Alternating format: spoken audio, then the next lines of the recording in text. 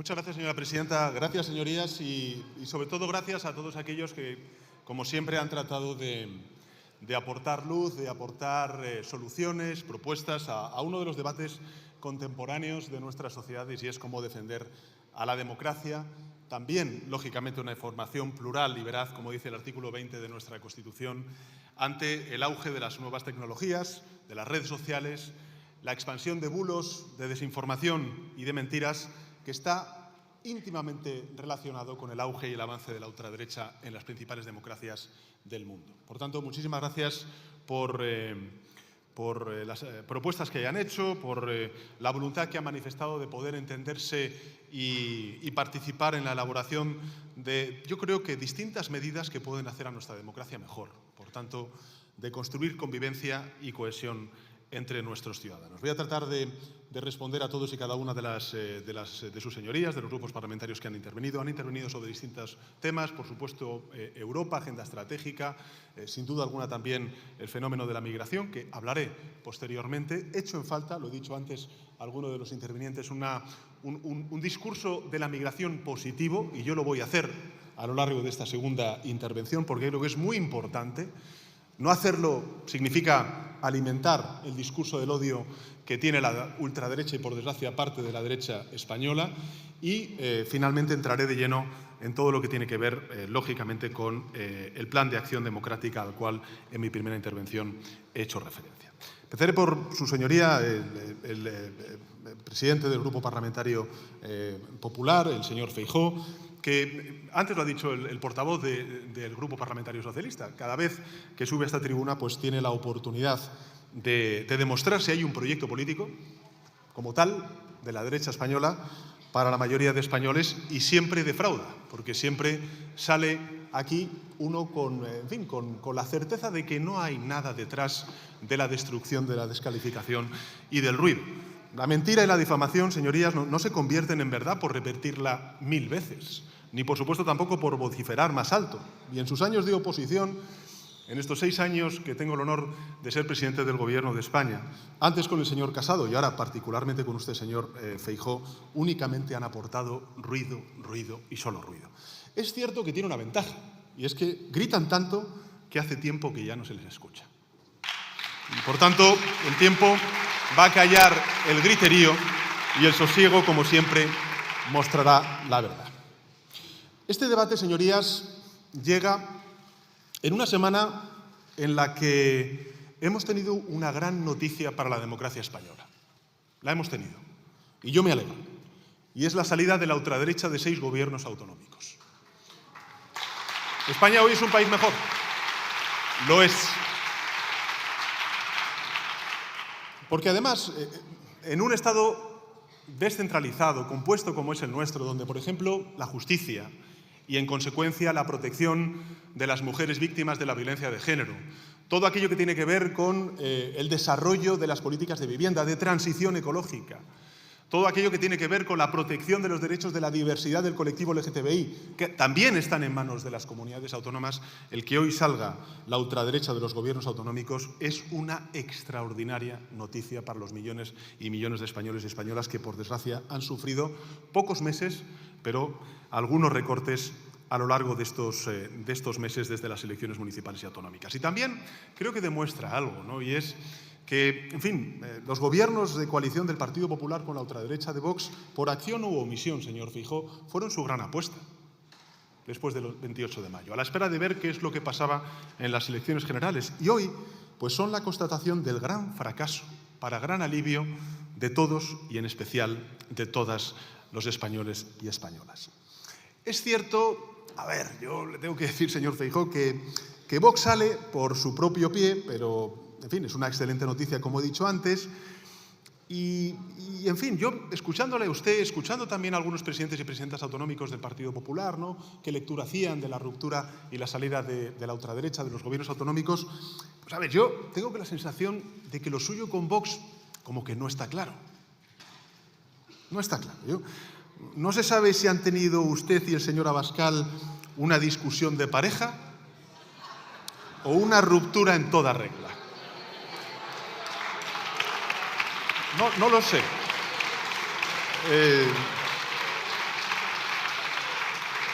Bueno, yo creo que expreso las dudas de millones de españoles y españolas, ¿no? Miren, entre junio y septiembre del año 2023, pues ustedes firmaron la mayoría de los gobiernos autonómicos con Vox, siendo primera fuerza y segunda fuerza también, ¿eh? Aquí, que esto es la ley del embudo, ya saben ustedes. Aquí gana siempre el PP. Siempre gana el PP. Si son primera fuerza porque son primera fuerza, si son segunda fuerza porque son segunda fuerza, y si son tercera fuerza, apoyan a quien sea con tal de que no gane el Partido Socialista. Pero es verdad que los meses pasaron, se demostró que aquello pues era más que un amor de verano, era una promesa de amor eterno y por tanto todo valía. Todo valía para mantener viva la llama, ¿no? Recordemos aquello de... Había por ahí un diputado, por desgracia, representante del pueblo español, que en fin, que había que llamar divorcio duro, señor Feijóo, para esconder la violencia de género. Pues divorcio duro, decía el señor Feijóo. Si había que censurar libros, películas u obras de teatro, pues se censuraba. Si había que llamar dogmatismo climático a la lucha contra el calentamiento global del planeta, ahí estaba el señor Feijóo en primera línea de saludo. Y si había que igualar a víctimas y verdugos de la dictadura en sus mal llamadas leyes de la concordia, pues adelante. Pues adelante.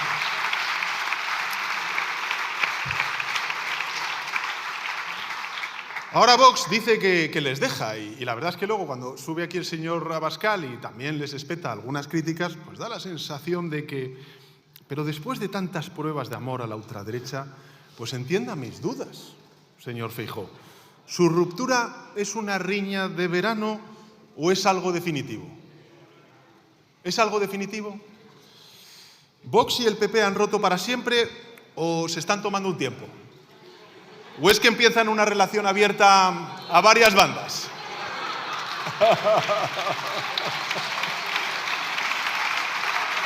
Porque... Lo digo, vamos, señorías, lo digo porque el señor Abascal ya ha dado un paso con su idilio con el pro-Putin y ultraderechista Víctor Orbán. Al menos el señor Abascal tiene a Orbán para consolarse. Usted ni siquiera encontró a alguien que la abrazara cuando España metió el segundo gol ante la victoria en Inglaterra, ¿no? O contra Inglaterra. En fin, señorías. Todos sabemos que hay parejas que discuten, que se separan y que pasado el tiempo pues vuelven a estar juntas. Yo espero que por el bien de España no fuese el caso de usted con el señor Abascal. Así que, señor Feijóo, Vox ha roto con ustedes, pero ustedes han roto con Vox. ¿Quiere abrir un tiempo nuevo, sin las ataduras de la ultraderecha? Porque si es así, creo que tiene una gran oportunidad. Demuéstrelo. Ya no tiene que pedir permiso al señor Abascal antes de dar el paso. Ya no hay excusas. O al menos eso parece, a mi juicio. Porque a la vista de su intervención, pues yo creo que queda claro que su problema nunca fue de excusas ni de coartada, ¿no? El problema del Partido Popular es mucho peor y es mucho más dramático para nuestra democracia, para España, señorías. Y es que ustedes no tienen un proyecto político para la mayoría social de este país. No lo tienen. Porque derogar, desmantelar, deshacer, no es un proyecto de país. Ustedes no tienen política económica. No la tienen. Mire que tienen oportunidades de todas las comparecencias de todos los ministros y ministras, la mía propia, política económica ninguna. Política migratoria tienen ustedes, pero de verdad, señor Feijóo, ¿mandar a la Armada es una política migratoria? Pero... No, sí. Oye, yo le reconozco al señor Tellado que en ocurrencias, entre esa y la de que yo me marchara de España metido en un maletero de coche, ahí está el nivel de la oposición que tenemos. Pero tampoco tienen política migratoria, tampoco tienen política exterior, ni política medioambiental, ni tampoco tienen ustedes una política en defensa de la democracia en un momento que efectivamente todas las democracias occidentales estamos sufriendo los mismos debates y los mismos desafíos. Pero por encima de todo no tienen nada que esté ni realmente ni remotamente alineado con lo que hoy es España. Porque hoy España, señorías, es un país solidario, es un país abierto, es un país tolerante, un país dispuesto a defender cada derecho y cada avance que hemos conquistado.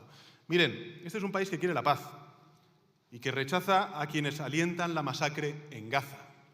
Un país comprometido en la tarea de mitigar y adaptarnos ante el cambio climático. Sí, España, uno de los principales, países más vulnerables del mundo, según nos dice la ciencia y el panel intergubernamental climático de Naciones Unidas. Y no con liquidar zonas bajas de emisiones, que he escuchado a algunos alcaldes también del Partido Popular. Pero ¿por qué tienen ustedes esta obsesión en no poner remedio a la mitigación y a la adaptación al cambio climático?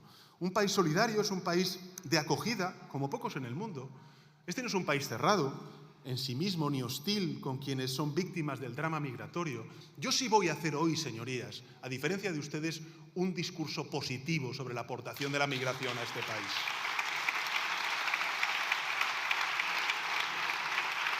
Este es un país orgullosamente feminista, que jamás aceptará volver a un pasado de machismo y sometimiento de las mujeres, ¿no? Y es revelador, es muy revelador. Lo decía el ministro de Política Territorial y de Memoria Democrática, Ángel Víctor Torres, que ha sido presidente también de las Islas Canarias. Por cierto, primera fuerza política en las Islas Canarias y en la oposición. Es revelador que haya sido la solidaridad, la que haya hecho implosionar los gobiernos del Partido Popular con Vox en 6 comunidades autónomas en menos de un año.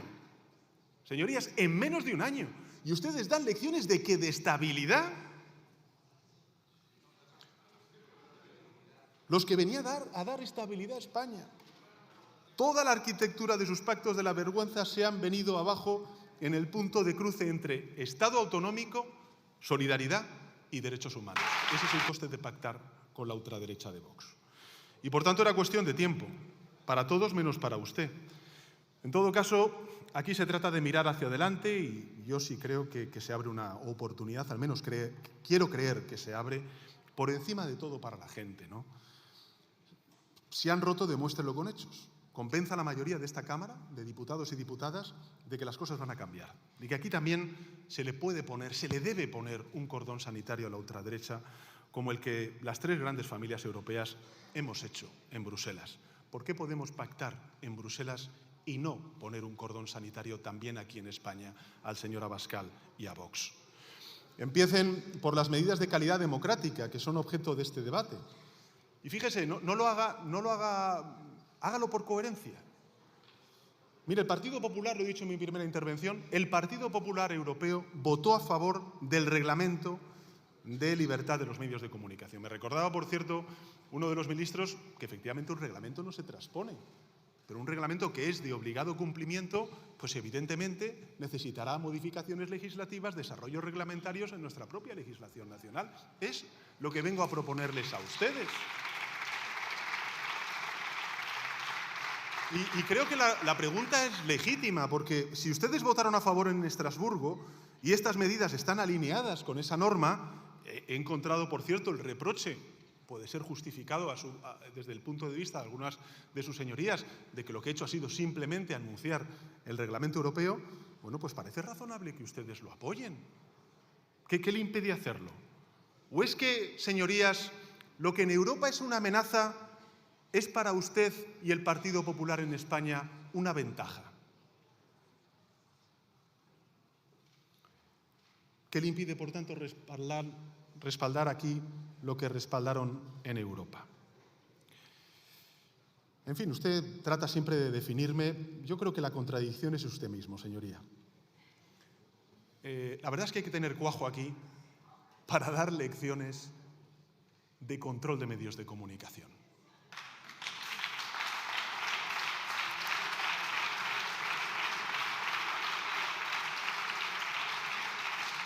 Porque su historial al frente de la Xunta de Galicia ha sido laminar la libertad de los medios de comunicación controlar con puño de hierro los medios de comunicación, tanto públicos como privados.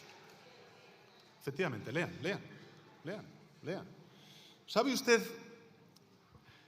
en fin, que sube esta tribuna, se convierte en adalid de la libertad de prensa, pero vamos a ver cuál es su historial como presidente de la Xunta de Galicia, señor Feijóo. 13 años incumpliendo la ley de medios que usted mismo aprobó en el año 2011. 8 años, señorías, es que es importante que los ciudadanos y ciudadanas sepan exactamente de qué hablamos cuando hablamos de libertad de prensa y de libertad y pluralismo de los medios de comunicación viniendo del señor Feijóo y del Partido Popular. 8 años sin renovar la dirección de la televisión gallega, incumpliendo su propia ley y valiéndose para ello de una argucia legislativa. Tercero, persecución y señalamiento a periodistas, con sentencias condenatorias firmes por vulnerar su derecho a la huelga y con periodistas víctimas de acoso laboral. Cuarto, 320 semanas, 320 viernes negros con el personal de informativos de la televisión pública gallega denunciando la manipulación informativa del Gobierno de la Xunta de Galicia. Quinto, nombrando directores de informativos de la televisión pública gallega que ejercían como interventores del Partido Popular en las elecciones. Y sube usted aquí, señor Feijóo, a dar lecciones ¿de qué? ¿De qué? ¿De qué?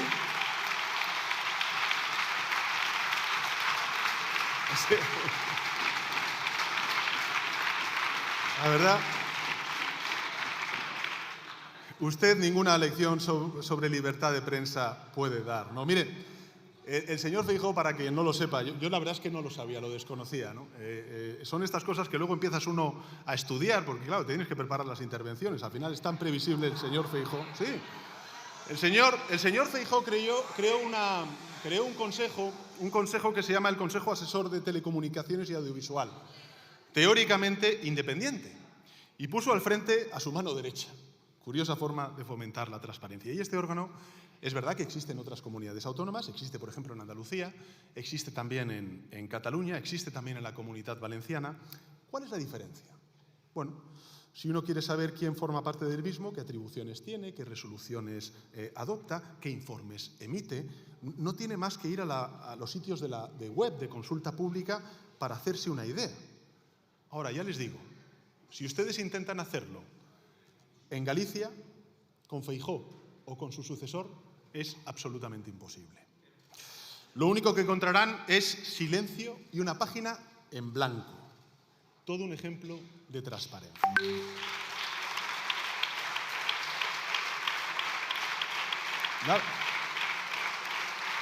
Sube aquí, nos da lecciones de democracia, de que yo soy poco menos que chavista, y el señor Feijóo convivió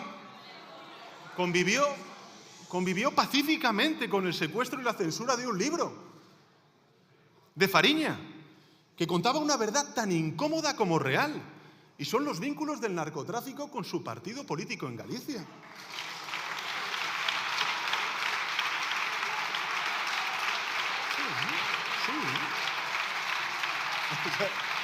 Sí, además es bastante curioso porque dices, oye, vamos a ver, aquel libro fue secuestrado, se impidió su comercialización en todo un territorio como Galicia.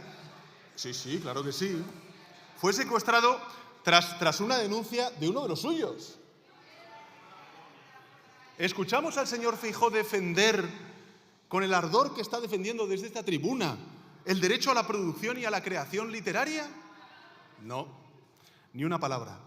La callada por respuesta. ¿Y por qué no lo hizo? Quizá porque ahí salía, pues, su nombre, el nombre del señor Feijóo, como parte de una crónica negra para miles y miles de familias en Galicia.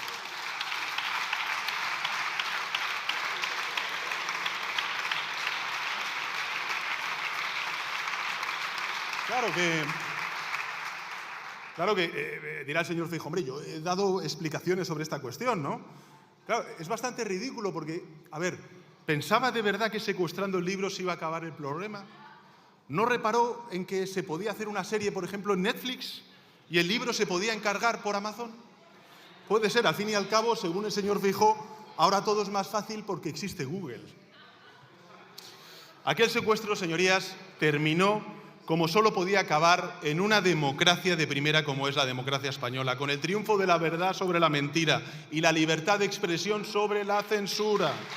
Existe Fariña, existe el libro, existe la serie y existe esa historia que usted hubiera querido enterrar para siempre a golpe de censura. Por tanto, no, hombre, yo creo que también es interesante que ustedes escuchen lo que digo, porque así conocen a lo mejor un poco más al líder de su partido político, al cual, por cierto, ellos no le han votado. Los militantes del Partido Popular no han votado. Estamos a la espera de que haya un congreso en el Partido Popular, ¿no? Bueno, en fin, ¿no les parece sensato a la bancada del Partido Popular? ¿No les parece sensato pues garantizar la dignidad de los profesionales del periodismo, que es lo que estamos proponiendo? Un momento, señor ¿Les parece presidente. razonable? Señores diputados y diputadas, por favor, guarden silencio. Por favor, guarden silencio.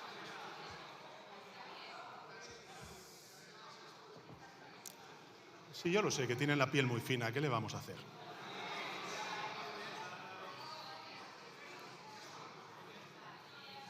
Por favor.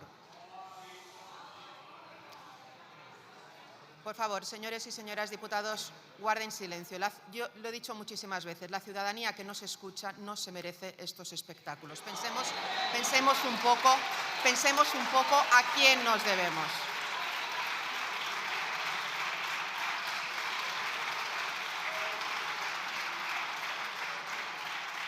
Señor presidente, tiene la palabra. Ha conseguido una cosa loable, señora presidenta, y es que el señor Tellado la aplauda. ¿Les parece razonable, de verdad, les parece razonable a la bancada del Partido Popular, de verdad, que una persona como Miguel Ángel Rodríguez amenace a una periodista y le diga os vamos a triturar, vais a tener que cerrar? ¿Les parece razonable? ¿Les parece razonable, sí o no? Esto no me lo estoy inventando yo, esto está en los móviles, en los mensajes que impunemente lanza el jefe de gabinete de la presidenta de la Comunidad de Madrid. ¿No les parece de puro sentido común que haya transparencia sobre la propiedad de los medios de comunicación privados? ¿De verdad? ¿Qué tienen en contra de la transparencia sobre la publicidad institucional? Pues eso es lo que estamos proponiendo. ¿Qué tienen en contra de la medición de audiencias que algunos falsean a golpe de clickbait?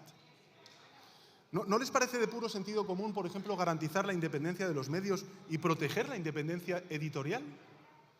Porque eso, y nada más que eso, es lo que persiguen las medidas que su partido y el mío, entre otros muchos, pues aprobamos en Estrasburgo, en la sede del Parlamento Europeo, este mismo año, ¿no? Transparencia, pluralidad, libertad de prensa, derecho a recibir una información veraz, tal y como establece nuestra Constitución. También, señora diputada, por favor. También el sentido común, ¿no? En fin, yo creo que por encima de todo, señorías, se trata de proteger a las y los profesionales de los medios de comunicación, a quienes lo dan todo para ofrecer una información efectivamente veraz, un derecho consagrado, como he dicho antes, en el artículo 20 de la Constitución, porque ellas y ellos, cuando hablas con los medios de comunicación, como he hecho yo durante estas semanas, reuniéndome con la práctica totalidad de ellos, y voy a continuar haciendo durante las próximas semanas, los periodistas, los medios de comunicación, son las principales víctimas de la bulosfera. Y como consecuencia de ello, también la ciudadanía. Porque también sufren el acoso y el señalamiento más cobarde en redes sociales. También pagan las consecuencias de creer en una de las profesiones más hermosas y más necesarias del mundo. Porque la información veraz hace mejor a nuestra democracia. La otra, la información falsa, esparcida por la bulosfera, por una legión de tabloides digitales, es lo opuesto, es un virus letal para nuestra democracia. Y como bien decía antes el portavoz del Grupo Parlamentario Socialista, pues lo que estamos intentando es, junto con Europa, vacunar a la democracia ante toda esta desinformación y todos estos bulos. En fin, lo que quiero decir es que si ustedes defendieron y aprobaron con su voto en Bruselas este reglamento de libertad de los medios de comunicación, creo que parece razonable, parece de sentido común para cualquiera de los ciudadanos que nos esté escuchando y siguiendo este debate, pedirle que hagan lo mismo aquí en España. Tiene usted, por tanto, como he dicho antes, una gran oportunidad de demostrar que tiene autonomía para tomar decisiones. Por eso le voy a preguntar si va a corresponder a la mano que le tendí hace 2 años cuando aterrizó usted al frente de su partido político, ¿no? Usted me ha recordado el Plan de Regeneración Democrática, que es una enmienda a la totalidad de su acción al frente de la Xunta de Galicia. Yo le recuerdo los 11 grandes acuerdos que le ofrecí entonces. Le ofrecí, por ejemplo, el acuerdo para renovar el Consejo General del Poder Judicial. Hay grupos parlamentarios que me critican a mí, tampoco entiendo muy bien el qué. ¿Qué me critican? ¿Cumplir con la Constitución y, por tanto, respetar las mayorías a las cuales mandata la Constitución española? Bueno, pues yo le propuse hace 2 años una renovación del Consejo General del Poder Judicial, modificar también el artículo 49 de la Constitución hacia las personas con discapacidad. El 7 de abril de 2022, 5 días después de que usted asumiera la presidencia de su partido, le propuse que reconstruyéramos 11 consensos básicos, tampoco estaba pidiendo gran cosa, los mismos propósitos del plan que hoy he presentado. Es verdad que con mucho esfuerzo, con mucha paciencia, pues conseguimos acordar la reforma del artículo 49 de la Constitución con el voto en contra de la ultraderecha y también la renovación del Consejo General del Poder Judicial 5 años más tarde. Pero hay otros acuerdos que están esperando y que yo creo que hoy son aún más importantes que cuando se los ofrecí hace 2 años. Por ejemplo, antes hemos hecho referencia a ello, creo que es importante que renovemos y blindemos el Pacto de Estado contra la Violencia de Género, que solamente rechazan la ultraderecha de Vox. Y me gustaría también que ustedes volvieran, como le propuse hace 2 años, al pacto antitransfugismo, que ustedes abandonaron hace 3 años. ¿O es que van a seguir comprando diputados y consejeros de otros partidos políticos? ¿Van a seguir comprando diputados y consejeros de otros partidos políticos?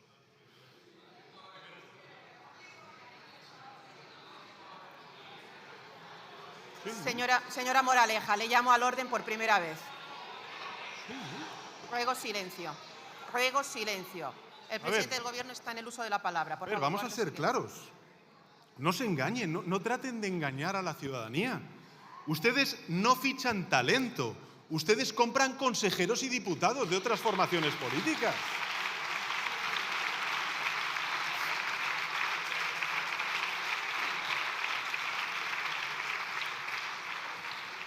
Señor Feijóo, míreme un momento. Señor Feijóo.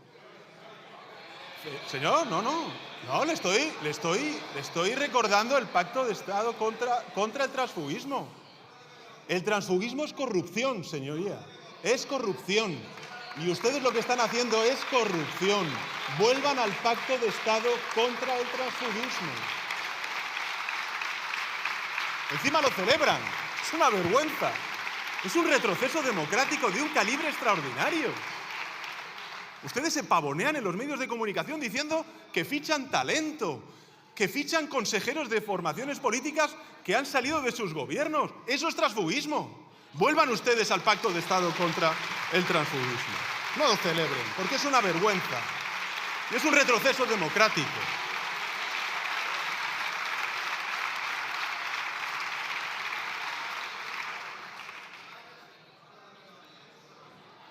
Y la misma coherencia que les he pedido en calidad democrática, pues es también la que les pido, y antes me recordaba la diputada de Coalición Canaria, por qué no había hecho una mención expresa a la migración. Quiero hacerlo a partir de ahora. Yo creo que es importante también que la misma coherencia que les estamos pidiendo en calidad democrática es la que les pedimos para reformar el artículo 35 de la Ley de Extranjería. ¿Cuál es la filosofía de la reforma que estamos proponiendo para que nos entiendan los ciudadanos que nos están viendo, ¿no? Bueno, pues la misma que hay detrás del Pacto de Migración y Asilo que ustedes votaron a favor en Bruselas. Es la misma. Una filosofía que se resume en una sola palabra y es solidaridad. Solidaridad. Por tanto, una vez más, señoría, ¿qué le impide hacer en España lo que acordamos en Europa? tengan el coraje de hacer lo correcto, señorías del Partido Popular, y respalden la reforma del artículo 35 de la Ley de Extranjería. Pongan por encima de todo el principio de la solidaridad. Si hay solidaridad por ley entre Estados miembros, que es lo que logramos con mucho esfuerzo desde España en el Pacto de Migración y Asilo, si hay solidaridad por ley entre los Estados europeos, con más motivo tiene que haberla entre las comunidades autónomas de toda España, con una comunidad que está sufriendo como es la Comunidad de las Islas Canarias.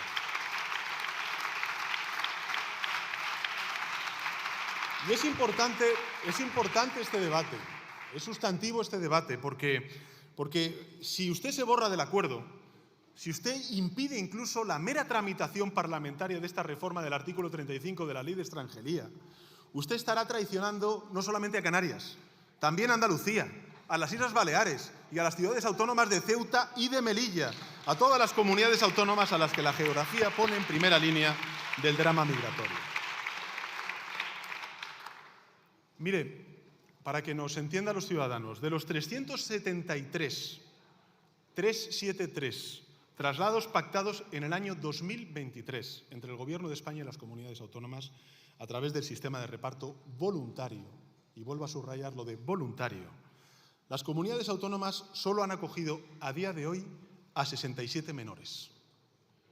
De 373 a 67 menores. Y por cierto, había recursos de sobra, 20 millones de euros distribuidos por parte del Gobierno de España a las comunidades autónomas. ¿Sabe a cuántos menores acogió la Comunidad de Madrid? Porque es legítima la crítica que está haciendo el portavoz del Partido Nacionalista Vasco, el señor Esteban. ¿Cuántos menores acogió la Comunidad de Madrid? O se lo voy a poner más fácil, Galicia. ¿Cuántos han acogido? Yo se lo voy a decir. 0. 0, señorías. 0. 0. 0. Ni uno solo de los que se han comprometido a aceptar en un año. Por cierto, eso sí, desde que comenzó la guerra en Ucrania, España ha acogido a más de 1.700 menores ucranianos. 1.700. Y están en todas las comunidades autónomas. Señorías del Partido Popular, ¿por qué dicen sí a los menores ucranianos y no a los menores africanos?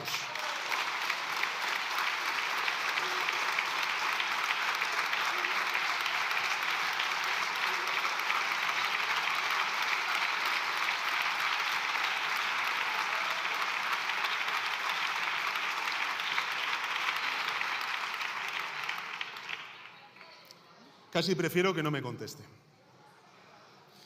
¿Qué van a hacer, señoría? ¿Van a pedir solidaridad compasiva a Canarias?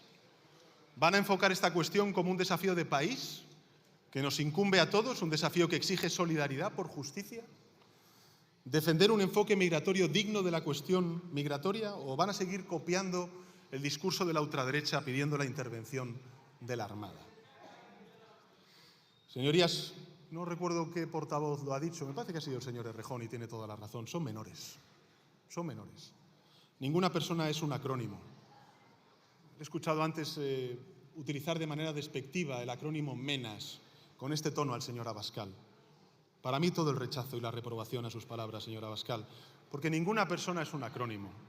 Ningún ser humano cabe en 4 siglas. Ningún ser humano cabe en 4 siglas.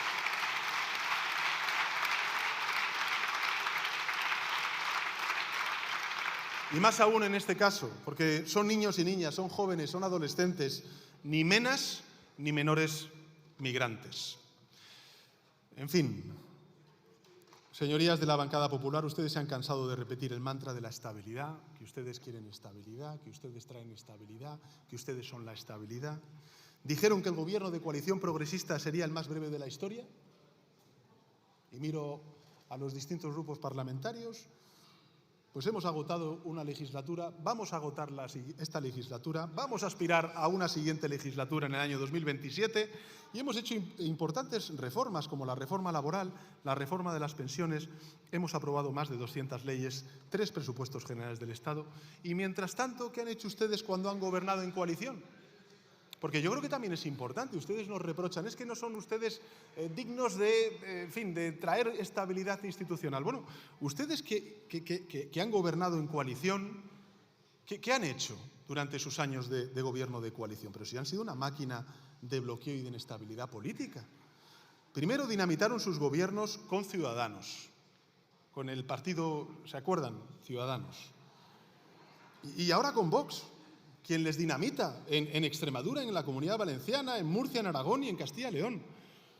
Por tanto, señorías, yo creo que lo más importante que usted ha demostrado una vez más cuando ha subido a esta tribuna es que ni hay proyecto, ni hay gestión, ni hay estabilidad por parte del Partido Popular.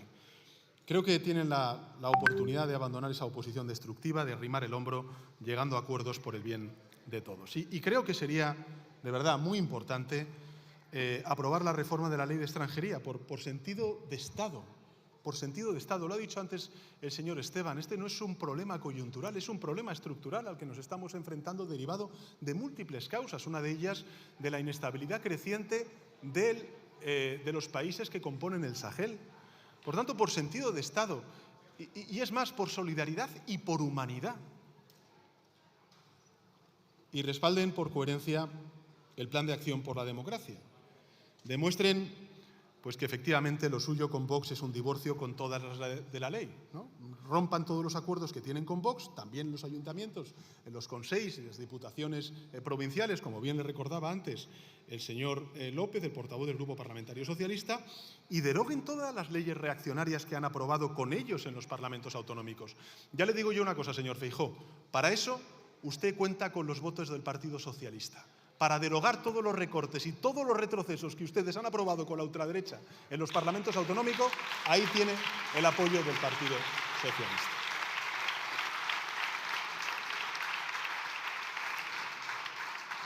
Señora Abascal, antes de nada, ¿cómo va el divorcio? ¿Cómo va el divorcio, señora Abascal? ¿Qué tal la soltería repentina? Porque imagino que usted lo lleva un poco mejor que el señor Feijóo, ¿no? Es lo que suele pasar cuando algo se acaba, ¿no? El que corta siempre se queda un poco mejor que aquel a quien dejan, ¿no? Más abierto a nuevas experiencias. Es lo que ha hecho usted, vamos, al día siguiente cambiando al señor Feijóo por el señor Orbán, ¿no? Un clavo saca otro clavo, ¿no es cierto? En fin, aunque en su caso tengo las mismas dudas que con el señor Feijóo, ¿no? ¿Ustedes rompen de verdad de la buena? ¿Se están dando un tiempo? ¿O lo que hay es una voluntad de defender su espacio que está viéndose atacado no solamente por el Partido Popular, sino por un tal Alvise y encarecer el precio cuando llegue el momento? Bueno, ¿habrá segunda parte, señora Abascal? ¿Habrá segunda parte? Porque es lo que parece a la vista de lo que pasa en ayuntamientos y en parlamentos, que ha puesto usted pues una vela a Dios y otra al diablo, ¿no? No sé si es que ahora su relación va a ser una relación de ser fijos discontinuos o de un amor asimétrico dependiendo del sitio y de la hora, ¿no? Pero tratándose de la derechita valiente, la que no tiene pelos en la lengua, la que habla claro y meridiano, yo que usted me lo haría mirar, ¿no? Porque esto del ni contigo ni sin ti, pues casa regular con su reconocido ardor guerrero, señor Abascal. Conmigo, en cambio, yo sé que usted no tiene dudas, ya lo ha dicho claro, que me cuelguen por los pies, ¿no, señora Abascal? Que me cuelguen por los pies. Eso sí que deja las cosas claras, se lo reconozco. Para usted, sin duda, pero más aún para quien le habla, porque sí hay una razón por la que milito en el Partido Socialista Obrero Español, y es evitar, entre otras cosas, el que algún día, por acción u omisión de la derecha, usted pueda... Demuestra que hay una correlación directa entre el avance de la ultraderecha y la expansión de los bulos y de la desinformación, ¿no? Es lógico que ustedes se opongan a medidas que darán transparencia. Aquí sube, nos da lecciones de regeneración, de calidad democrática, espeta que somos el gobierno más corrupto de la historia, no sé qué más cosas dice. Bueno, por supuesto, a mí me pone de chúpame domine, ¿no? Pero en fin, la historia de la financiación de su partido político, desde sus orígenes iraníes hasta hoy, es cuando menos turbia, señora Abascal. A ver, es lógico que no quieran saber nada de medidas de control. Vox, me refiero, y el señor Abascal, presidente honorífico de una fundación, y vitalicio, por cierto, cuando año tras año el Tribunal de Cuentas les abre expedientes por actuaciones al margen de la ley, señor Abascal. ¿O es que también el sanchismo está detrás del Tribunal de Cuentas? Sí, ¿no? Claro, por supuesto. Estamos detrás de todo. Sí, claro, por supuesto. Pero es que el Tribunal de Cuentas Cada año señala al señor Abascal y a Vox, escuchen ustedes, de la bancada del Partido Popular, por donaciones no identificadas, por recepción de pagos en efectivo y de carácter finalista. Ustedes, señor Abascal, y sube aquí y tiene el cuajo de dar lecciones ¿de qué? ¿Cómo van a oponerse ustedes que se han especializado en la apropiación de conceptos, en manipular ideas, en retorcer el significado de las palabras y la verdad de la historia, ¿no? Hablan de libertad de la información mientras vetan el acceso a sus ruedas de prensa, a los medios de comunicación que no les son favorables. O coaccionan o amenazan a los periodistas. Exactamente, por cierto, lo mismo que el condecorado por la Comunidad de Madrid, el presidente de Argentina, el señor Milei, que acaba de limitar la presencia de periodistas a aquellos que merecen estar cerca del presidente de Argentina, ¿no? En fin, nada extraño viniendo del mismo que cerró las webs y las redes de los medios públicos argentinos, diciendo textualmente, y abro comillas, hasta que se aplicaran cambios de criterio. Eso es lo que quiere usted también para España, señor Abascal. Prohibir el trabajo de los informadores es lo opuesto a la libertad de información. Usted ha hecho referencia también en su intervención a la ley de memoria democrática, esa mal llamada ley de concordia que gracias al apoyo del Partido Popular ustedes han aprobado, han impuesto, ¿no?, en distintas comunidades autónomas, que es en realidad una ley de enfrentamiento, de negación de la historia, de tergiversación de la historia y que evidentemente contraviene el derecho internacional humanitario, como ha recordado recientemente Naciones Unidas.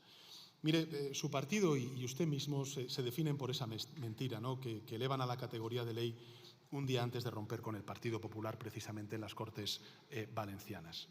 Hoy ustedes, señor Abascal, poco menos que acusan al gobierno de totalitario, ¿no? Ustedes, que son nostálgicos del franquismo, que vienen a decir que este es el peor gobierno de la historia, no de la democracia, sino de los últimos 80 años. En fin, acólitos, por cierto, de Víctor Orbán y admiradores confesos de Putin. Hay que tener cara, hay que tener cara. Es normal que el plan, pues evidentemente a ustedes no les haya gustado un pelo. Es normal que ustedes fabriquen, pues en fin, esas mentiras, que nieguen apoyar medidas que tratan de combatir el uso de la mentira como arma política para propagar el odio.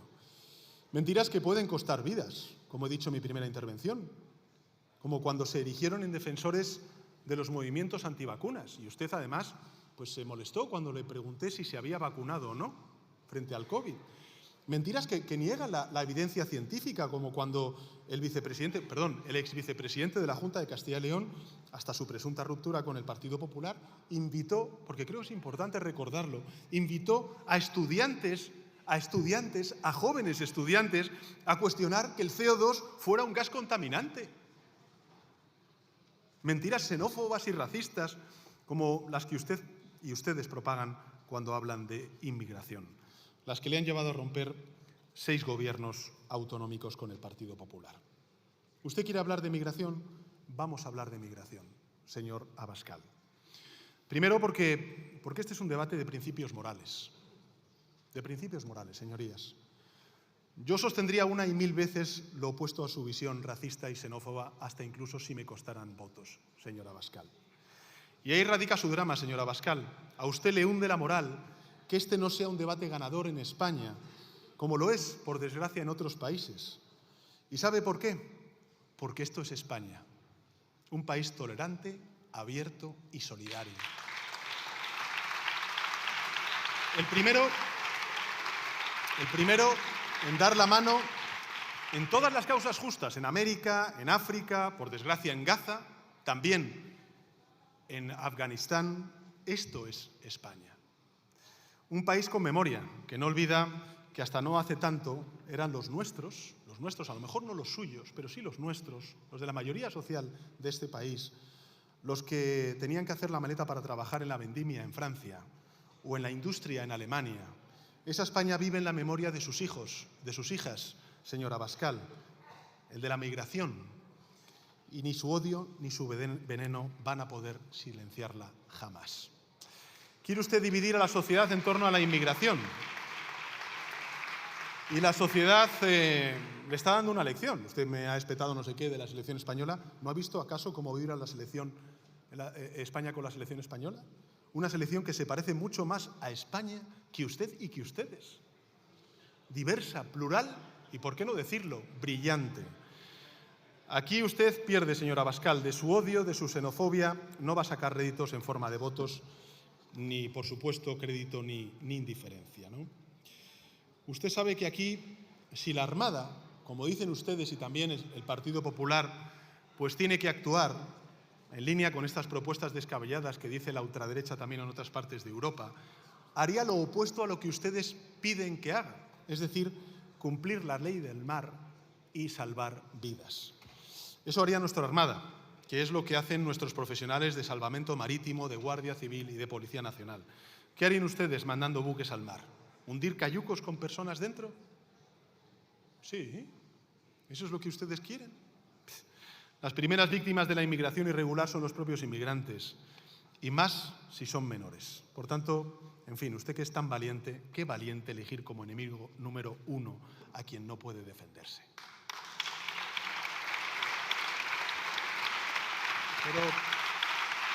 Pero sí que creo que es importante, de cara al resto de grupos parlamentarios, como decía al principio de esta réplica, que hagamos un discurso positivo de la migración, porque lo tiene, porque lo hay, porque existe y es real. Y lo hacemos con datos, señorías, no con mentiras, que es donde usted y ustedes se manejan. Miren, ayer el Gobierno, el ministro de Economía, subió la previsión de crecimiento económico del Producto Interior Bruto para este año hasta el 2,4%.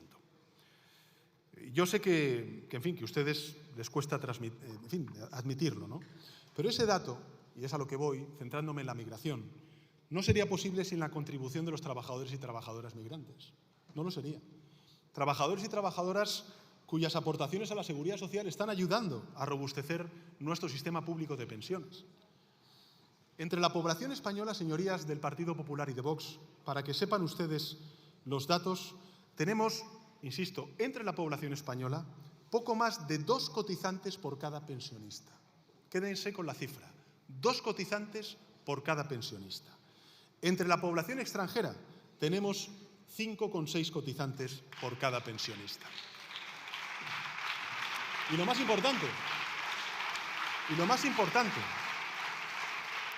esos trabajadores desempeñan ocupaciones vitales para nuestro sistema productivo.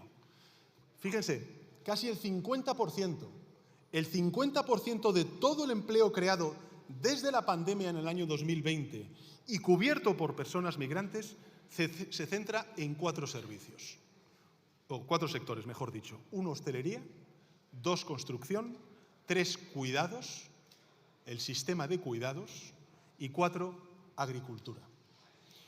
Háganme, diputados y diputadas de la bancada del Partido Popular y de Vox, háganme un favor. Cuando salgan de este hemiciclo, vayan a preguntarle en sus circunscripciones a las patronales de estos sectores dónde estaríamos sin la aportación de los trabajadores migrantes a estos sectores tan importantes para nuestra economía. Vayan a preguntarles, no sé, vayan a preguntarles si están dispuestos a arrancar viñedos, a cerrar invernaderos, porque ustedes han decidido que no quieren ver a inmigrantes trabajando en la recolección. Vaya a preguntarles si estarían dispuestos a cerrar terrazas por falta de camareros y de camareras. Vaya a preguntarles si están en condiciones de atender a todas las personas dependientes que han encontrado, por ejemplo, en una mujer colombiana o marroquí una mano de esperanza y de cariño. ¿Sabe dónde estarían todos esos negocios sin la aportación de la población migrante? En la ruina, en la ruina. No. Mire, el otro día el ministro de Política Territorial, que junto con la ministra Elma Saiz, pues también ha estado muy pendiente de todas estas cuestiones. El otro día el ministro Víctor Torres me hacía una reflexión sobre el reto demográfico, sobre la España rural, sobre la España interior, ¿no? Porque si hay algo que mantiene, por ejemplo, un pueblo con vida, es su escuela, es su colegio rural. Hace 10 años, cuando la crisis económica y la respuesta neoliberal, con todos esos recortes, trajeron y que nos hundió en la miseria, miles de inmigrantes abandonaron España. Miles. ¿Sabe cuál fue la consecuencia? Que cientos de escuelas rurales cerraron al quedarse sin niños y sin niñas. Vaya, y pregúntenle a sus alcaldes del Partido Popular y también a aquellos que gobiernan con Vox, ¿no? y alcaldesas, si no es una bendición que un colegio rural se mantenga abierto, si no hay comarcas enteras en Aragón, en Castilla y León, en Castilla-La Mancha, en todos y cada uno de los territorios de España, también en Canarias, que sueñan con la llegada de niños y niñas, tengan el color que tengan, para mantener abierta su escuela. Sus recetas son la muerte de esos pueblos. Así que vayan y cuéntenselo a la cara a sus alcaldes y alcaldesas. Voy a poner un ejemplo que me contaba una compañera, ¿no? En 2013, en lo peor de la crisis económica, de la crisis financiera, 60 escuelas rurales de Castilla-La Mancha tuvieron que cerrar. 60 escuelas rurales.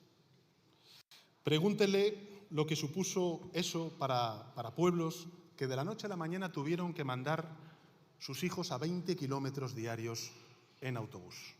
¿Y todo por qué? Porque esos niños y niñas venidos de medio mundo habían desaparecido de la noche a la mañana junto a sus padres. Aquella España cumplió su sueño, señorías de la bancada del Partido Popular y de Vox. Perdió población migrante por primera vez en décadas. Y no solo se iban ellos, se iban también los hijos y las hijas de españoles de origen. Se iban nuestros jóvenes a miles. Incluso el señor Feijóo, como presidente de la Xunta de Galicia, les regalaba una maleta para que pudieran emigrar. En muchos casos, a hacer lo que esos inmigrantes habían hecho y están haciendo en España, a trabajar en la hostelería, en la construcción o en el sistema de cuidados. Pero por encima de todo, ¿sabe cuál fue la consecuencia? 6 millones de parados y paradas y miles de empresas al garete. Por tanto, yo sí voy a hacer un discurso positivo de la migración, porque la migración es riqueza, desarrollo y prosperidad. Yo sé que, bueno, esto para decir esto a Abascal es como que le estalla la cabeza. O sea, pero lo es, porque casi la mitad de todo el crecimiento económico de la primera década de este siglo descansa en una verdad incómoda y muy indeseable para la derecha y la ultraderecha, y es la inmigración. Su receta, su racismo, su retórica anti-inmigración no solo es contraria a lo que es España, me refiero a sus valores, a sus principios, la solidaridad, la tolerancia, como tiene nuestra sociedad como pocos en el mundo, es también un suicidio social, territorial y económico. La xenofobia no es solamente un problema moral, es también un problema económico, un disparo en el pie que España no está dispuesta a darse. Eso sí, ningún problema, ni para el PP ni para Vox. Acuérdense la que montaron algunos gobiernos autonómicos del Partido Popular cuando dijimos que íbamos a eliminar las Golden Visa, ¿no? Bueno, ningún problema para aquellos que migran con dinero. Los que tienen el bolsillo lleno, esos no tienen ningún problema. Para esos, puente de plata, Golden Visa, en la mejor tradición de la derecha y la ultraderecha que mide la patria por el tamaño de la cartera. Y es que ustedes añaden siempre un matiz al odio al extranjero, ¿no? Es que ustedes odian, pues, al extranjero humilde. Y si además de humilde es de una determinada raza o religión, odio al cuadrado.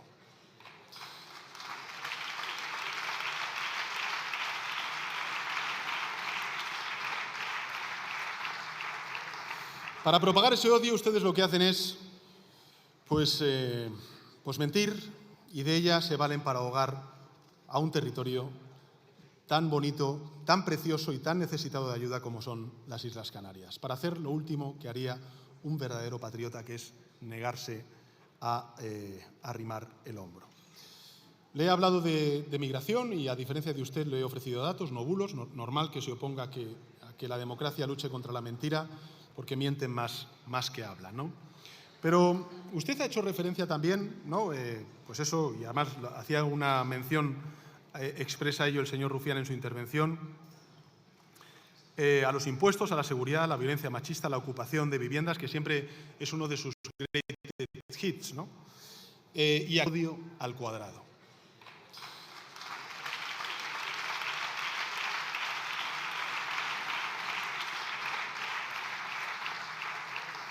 Para propagar ese odio, ustedes lo que hacen es, pues mentir, y de ella se valen para ahogar a un territorio tan bonito, tan precioso y tan necesitado de ayuda como son las Islas Canarias, para hacer lo último que haría un verdadero patriota, que es negarse a arrimar el hombro. Le he hablado de migración y, a diferencia de usted, le he ofrecido datos, no bulos. Normal que se oponga a que la democracia luche contra la mentira, porque mienten más que hablan, ¿no? Pero usted ha hecho referencia también, ¿no? Pues eso, y además hacía una mención expresa a ello el señor Rufián en su intervención, a los impuestos, a la seguridad, a la violencia machista, a la ocupación de viviendas, que siempre es uno de sus greatest hits, ¿no? Y aquí, pues efectivamente, también ha arrastrado al señor Feijóo, ¿no? Como vimos en la última campaña electoral en Cataluña, ¿no? Pero mire, le voy a dar un dato, señor Abascal, que sé que le importará poco, pero al menos que me escuchen los ciudadanos y ciudadanas que a lo mejor son sensibles a las denuncias que usted hace. El promedio, señorías, el promedio de condenas por ocupación ilegal de vivienda habitual en los últimos 5 años del Gobierno de coalición progresista es casi un 30% inferior al de los 5 años de promedio del Gobierno del Partido Popular. 239 frente a 331 al año. Desde el año 2018, las condenas por ocupación ilegal de vivienda habitual, señor Abascal, se ha reducido en un 10,53%. Y las condenas por ocupación de inmuebles, que no son vivienda habitual, se han reducido en un 32,53%. Ustedes viven políticamente de la mentira, por eso jamás van a apoyar, lógicamente, en España lo que tampoco apoyaron en Europa. En fin, usted ha tomado una decisión, nada más arrancar la legislatura en Bruselas, y es incorporarse al grupo parlamentario del señor primer ministro Víctor Orbán, al que le hemos visto hacerse fotos con Putin. Sí, ¿no se ha hecho fotos con Putin? ¿Eso estoy mintiendo, señor Abascal? Se ha hecho fotos con Putin, ¿no? Está haciéndose fotos con Putin. Está bloqueando las sanciones a Ucrania, a Rusia por la guerra de Ucrania. Está, señoría, abiertamente, créame, yo soy testigo, lo veo en los consejos europeos, también en el Consejo de la OTAN, abiertamente criticando y cuestionando la respuesta que está dando la comunidad internacional al imperialismo de Putin, ¿no? En fin, sube usted aquí como parte integrante de la familia de Víctor Orbán en Estrasburgo. Y yo creo que es importante que los ciudadanos y ciudadanas sepan exactamente cuál es el historial de vulneraciones del Estado de Derecho de su mentor húngaro, porque es largo, larguísimo. ¿Cuáles son las consecuencias? Bueno, las consecuencias hoy, que por ejemplo son que hoy la Unión Europea retiene más de 9.400 millones de euros de los 10.400 millones de euros que le corresponden a Hungría por el Plan de Recuperación, Transformación y Resiliencia. 16.000 millones de euros también de los 21.700 millones de euros concedidos por los fondos de cohesión son bloqueados por las instituciones comunitarias ante el atropello de los derechos humanos y el Estado de Derecho que está perpetrando Víctor Orbán en Hungría. Usted, señor Abascal, lo sabe muy bien, porque no, en fin, tiene muchos defectos, pero desde luego es usted inteligente. Y quiero recordar que ese bloqueo está condicionando todos esos fondos y ese bloqueo es como consecuencia de los cambios legislativos que está implementando el primer ministro Orbán en muchas leyes vinculadas con derechos y libertades de los ciudadanos y ciudadanas de Hungría. Por ejemplo, los derechos de la comunidad LGTBI, a los cuales identifica con la pederastia y la pedofilia, la política de asilo, la contratación pública, la lucha contra la corrupción o el no respeto a la separación de poderes. En todos estos ámbitos, no lo digo yo, lo dicen las instituciones comunitarias, suspende el gobierno de su guía, del señor Orbán, señor Abascal. El mismo que, por ejemplo, ha llevado a Reporteros Sin Fronteras, una de las principales ONGs más acreditadas en defensa de los medios de comunicación, de la pluralidad, de la independencia, que es también de lo que estamos hablando hoy, el mismo que ha llevado a Reporteros Sin Fronteras a exigir sanciones contra Hungría por la Ley de Protección de la Soberanía, que consideran, y cito textualmente, señor Abascal, y abro comillas, un nuevo ataque contra los pocos, insisto, pocos medios de comunicación independientes que quedan en Hungría. Esto lo dice Reporteros Sin Fronteras, no lo dice el sanchismo. ¿O es que también el sanchismo está detrás de Reporteros Sin Fronteras, señor Abascal? En fin, este es su modelo, el de un líder reaccionario que ha abierto su presidencia rotatoria al frente de la Unión Europea, rindiendo pleitesía al mayor enemigo de Europa. Justicia poética, diría yo, que hayan montado juntos un grupo que dice llamarse patriotas europeos. Ni patriotas ni europeos, señora Abascal. Son ustedes la mayor amenaza de esta verdadera patria de la democracia y de la libertad que se llama Europa. Con otros, como el señor Feijóo y con el Partido Popular, pues tendrán sus idas y venidas, sus acuerdos y sus desacuerdos. A nosotros siempre, siempre, siempre nos va a tener enfrente.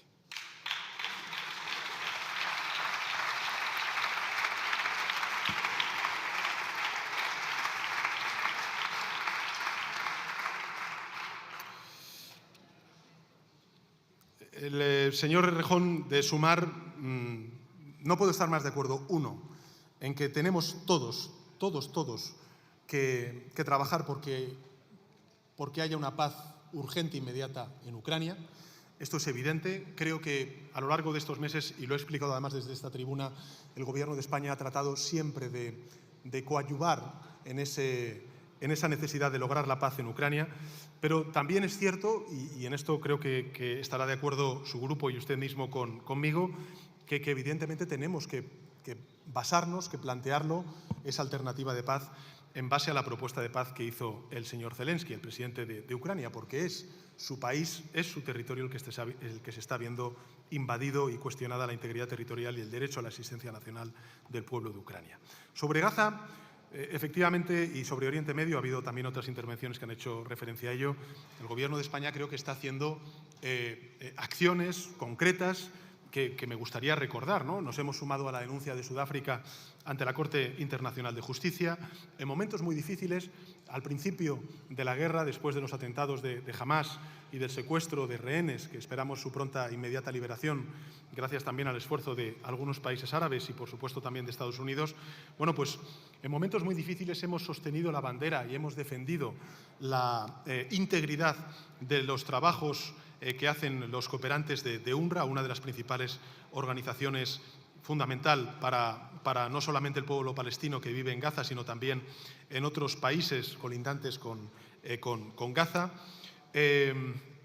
Hemos aumentado la ayuda a la financiación del Estado de Palestina, de UNRWA. También estamos en acuerdos con distintas ONGs para poder traernos jóvenes, ¿no?, niños y niñas que sufren cáncer, para poder ser atendidos aquí en el Sistema Nacional de Salud español. Ha hecho usted una referencia también a la reforma del sistema multilateral, cosa que estamos de acuerdo.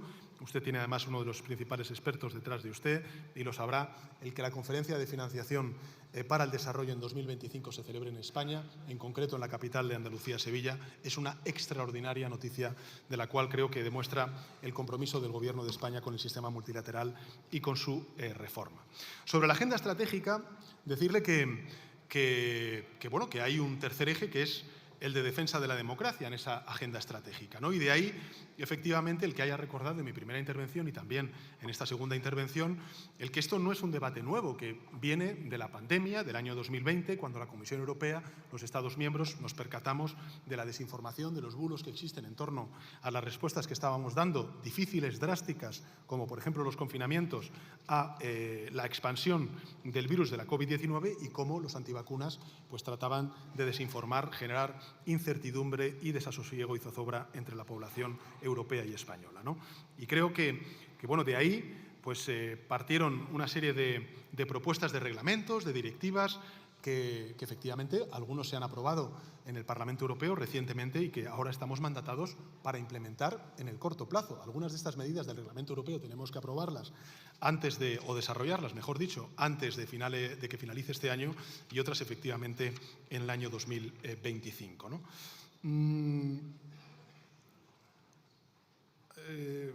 Usted habla efectivamente de que la democracia y la regeneración democrática, o mejor dicho, usted no utiliza el término regeneración democrática, es mucho más profundo. Yo estoy de acuerdo en muchas de las cosas que efectivamente ha dicho.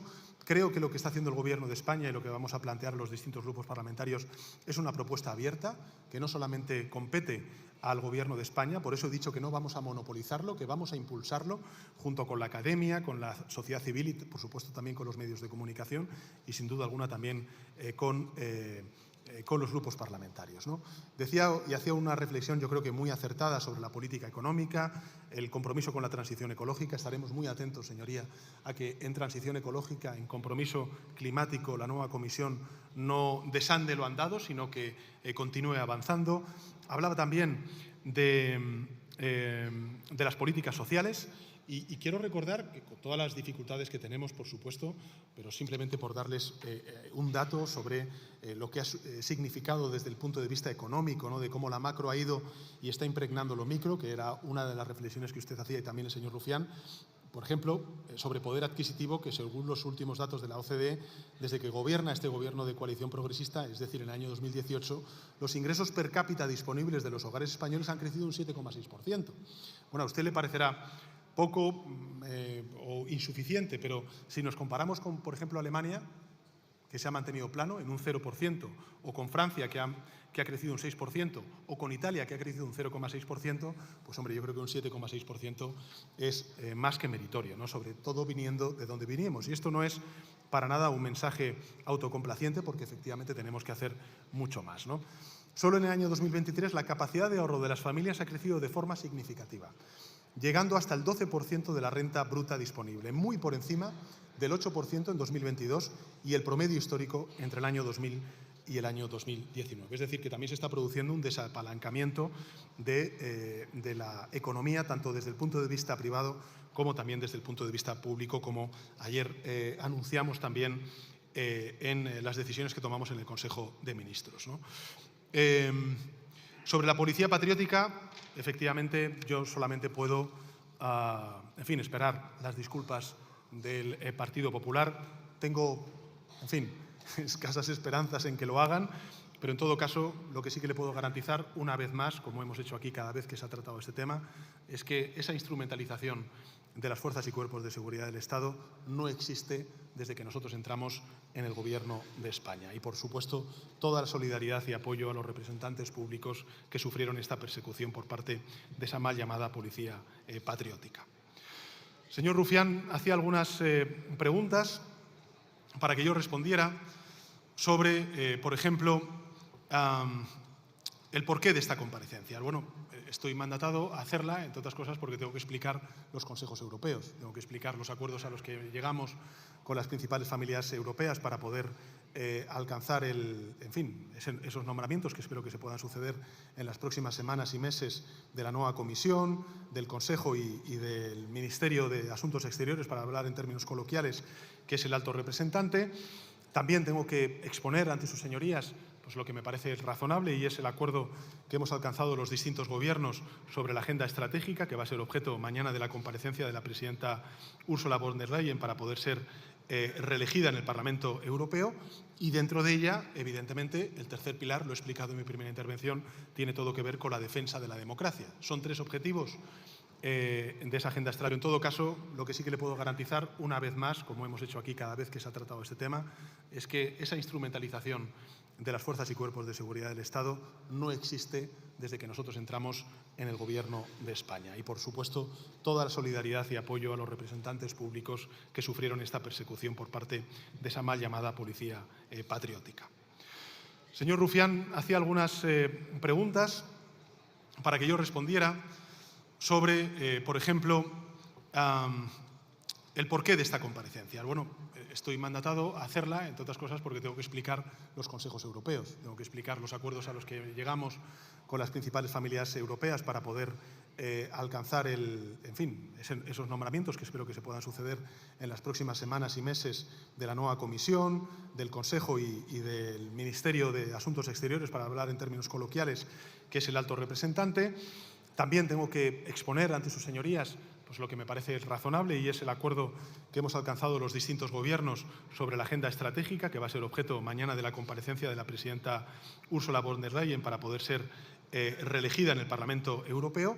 Y dentro de ella, evidentemente, el tercer pilar, lo he explicado en mi primera intervención, tiene todo que ver con la defensa de la democracia. Son 3 objetivos de esa agenda estratégica, uno vinculado con la seguridad de la defensa, el otro con la competitividad europea y finalmente un tercero sobre la defensa de la democracia y, por tanto, la desinformación, los bulos y las injerencias políticas, ¿no?, de terceros países, ¿no? Y, evidentemente, hemos aprobado recientemente un reglamento en el Parlamento Europeo que tenemos el mandato de aplicarlo.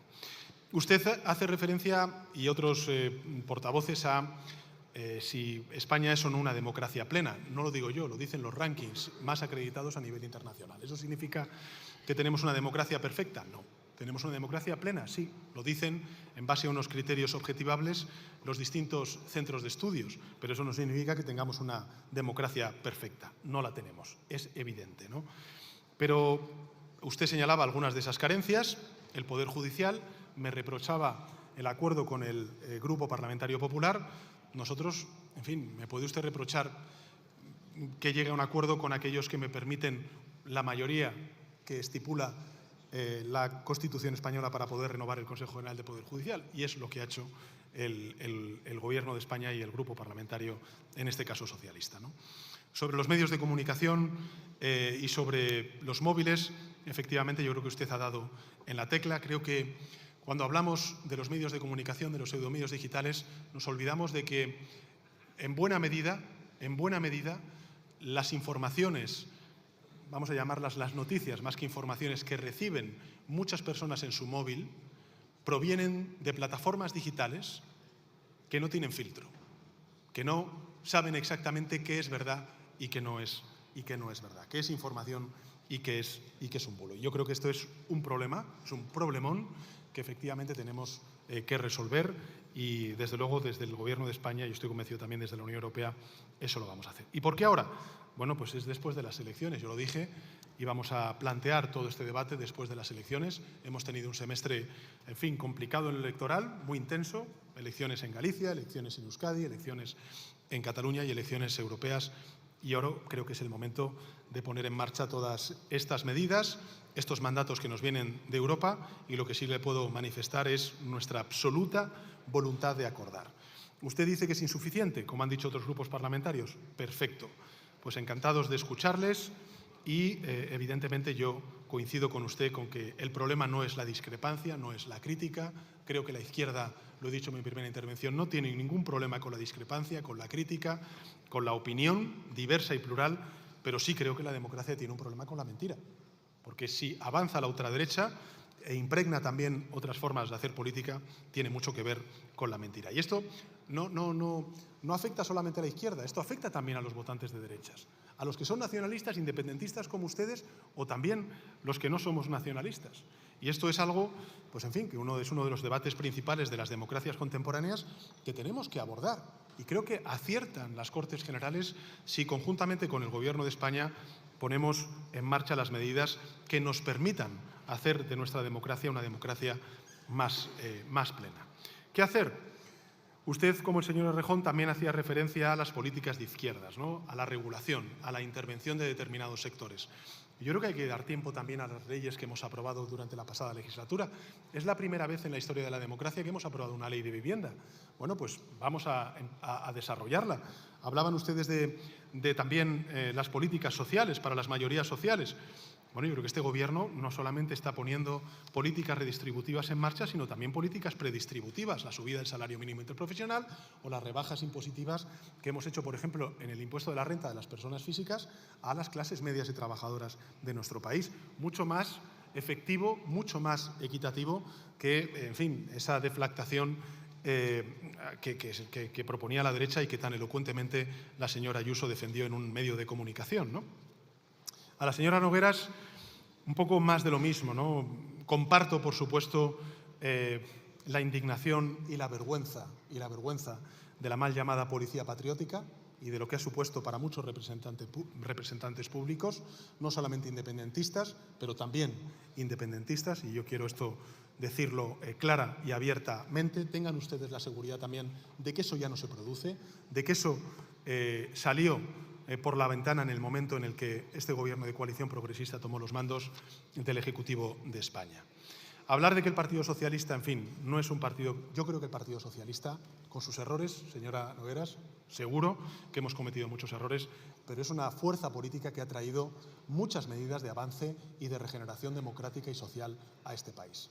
Hay muchas medidas que tienen que ver con la igualdad real y efectiva entre hombres y mujeres, con la dignidad salarial o laboral, con la transición ecológica, con la democracia, con esa España también plural y diversa que es la que defiende el Partido Socialista.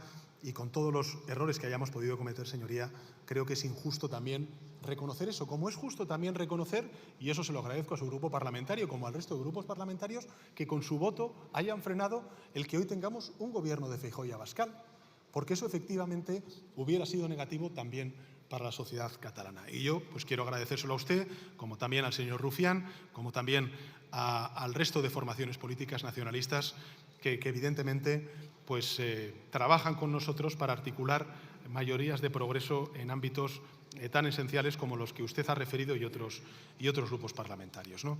Sobre Cataluña, señoría, usted ha hablado de la financiación autonómica, bien, pero diga usted también que este Gobierno ha transferido muchos recursos también a Cataluña, como ha transferido también al conjunto de comunidades autónomas.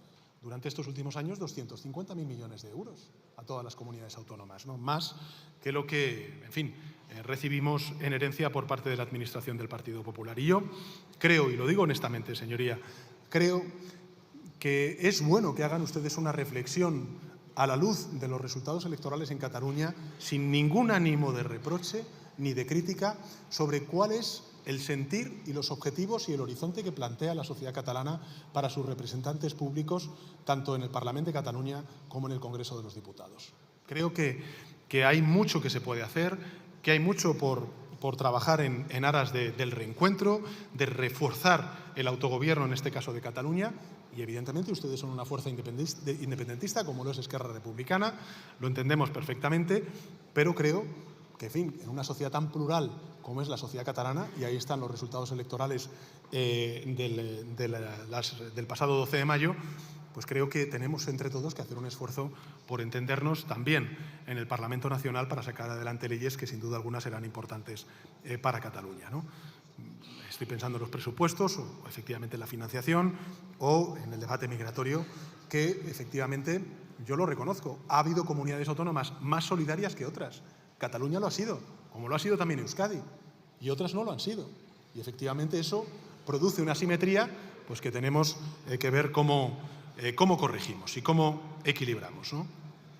Sobre la aplicación y el desarrollo de leyes, señoría, en una democracia, a ver, está el derecho al recurso de amparo, los recursos, y yo creo que tenemos efectivamente un sistema de garantías y aquellos afectados pues podrán recurrir, podrán pedir amparo y los tribunales decidirán, ¿no? Nosotros, desde luego, no vamos a hacer como el Partido Popular, que evidentemente lo que hace es, pues en fin, aquellos jueces, como pueda ser el Tribunal Constitucional, que no les dan la razón a sus operaciones políticas, pues lo que hacen es ponerles a caldo, ¿no? Como han hecho con el Tribunal Constitucional. Pero esto es la derecha que sufrimos, ¿no? Una derecha que practica la ley del embudo, muy ancho para ellos y muy estrecho para el resto, ¿no?